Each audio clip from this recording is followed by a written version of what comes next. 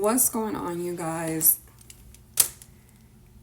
I'm going to basically speak to you guys right now about love situations. We're going to focus on basically why someone will pull back their energy from you, ghost you, disappear, and then come back and say that they want to be with you but not show that energy. It's because, first and foremost, they're not capable of it. They're not capable of it. Okay? However, they don't want to let you go. And there could be so many reasons why they don't want to let you go. There's so many of us, so many situations.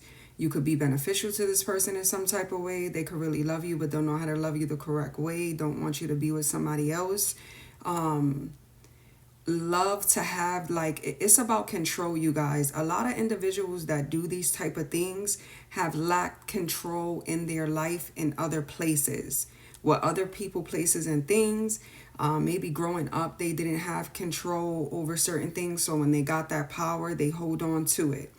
It's a very potent power when you have control over someone's vessel.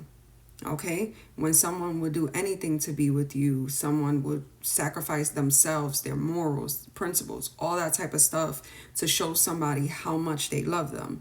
That's why it's a learning lesson on both sides. Okay?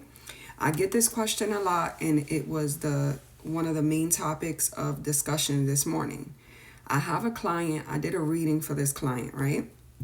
So this client has my business number. Sometimes this client talks to me through email. Sometimes they talk to me through text messaging in my phone. And then recently they started going back to TikTok through DM. This person does not follow me.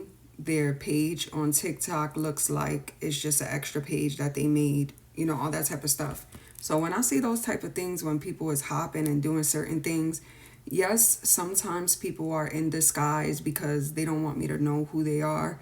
And then sometimes they don't want their significant other. Maybe this person looks through their phone and sees certain things, So for the most part, I'm really open. I don't always know everything. Sometimes I do know that it's fuckery, and then sometimes it's things like this. I have seen TikTok pages that look like they're scammers, which means like they're following so many people and they only have a little bit of people following them. They don't have any posts, and those people book with me and they're regular people that's just probably using a burner page.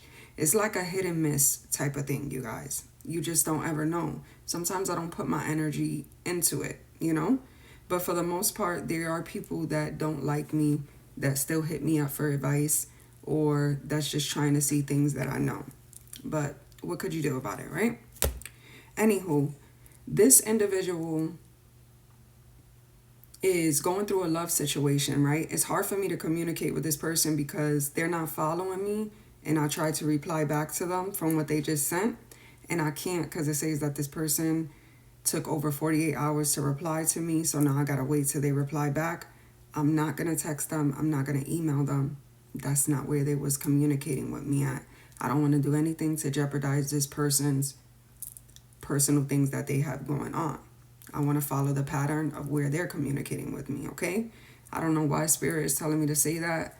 Maybe, I don't know. I deal with a lot of clients like this, though, for the most part.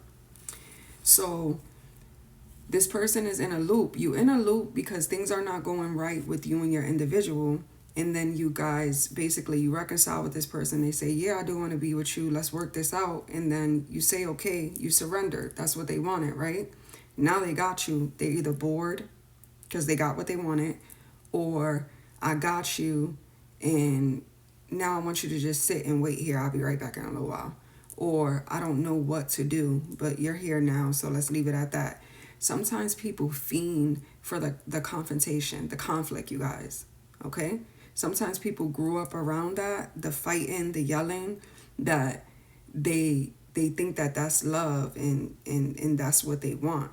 So some people want you to act up, start yelling and doing that. The main people that want this from you are the people that's like, I'm not confrontation. I don't deal with this. I don't like, but you do everything to get this. you trigger an individual, you provoke them, you know your person, so you know where to poke them at or say certain lines to make them mad. But these will be the people that will be like, I don't even, and there's some real legit people that's like, I'm not confrontational, I'm good. But there are individuals that do things on purpose to make you feel a certain type of way. And it's relatable to what I'm saying. So I'm talking to this individual and I'm letting this individual know, like, this person doesn't really want to be with you. It's about control. So they start basically expressing themselves. I feel like they're lashing out through text, through the message. Like, why would they do this? And they just expressing themselves, which is healthy. It's all good with me. You're not being disrespectful or anything. It's like somebody just in front of you crying and venting. And when you in those type of situations, you guys, only you can take you out of that. It's like you're in some type of love imprisonment and stuff like that.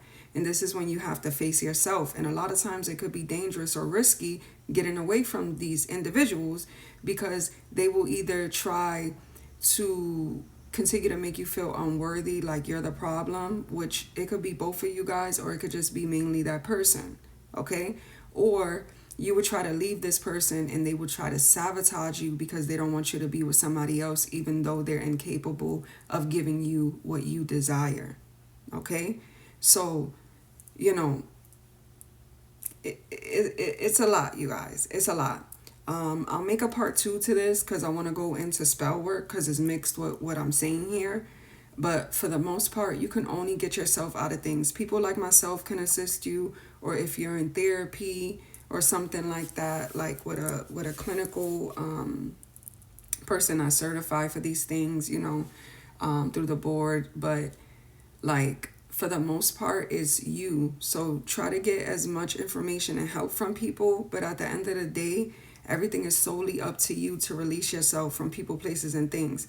And if an individual chooses to keep beating you and breaking you down because you don't want to tolerate what they're doing, just try to put up boundaries and protect yourself. If you decide to leave somebody and they try to sabotage your life or your reputation, your image, because you don't want to be with them, let people do and say and act exactly the way that they are. There will be consequences and repercussions. A lot of these things are easier said than done, but some shit is just out of your hands and you need to save yourself. Okay? I wish you all the best. Bye.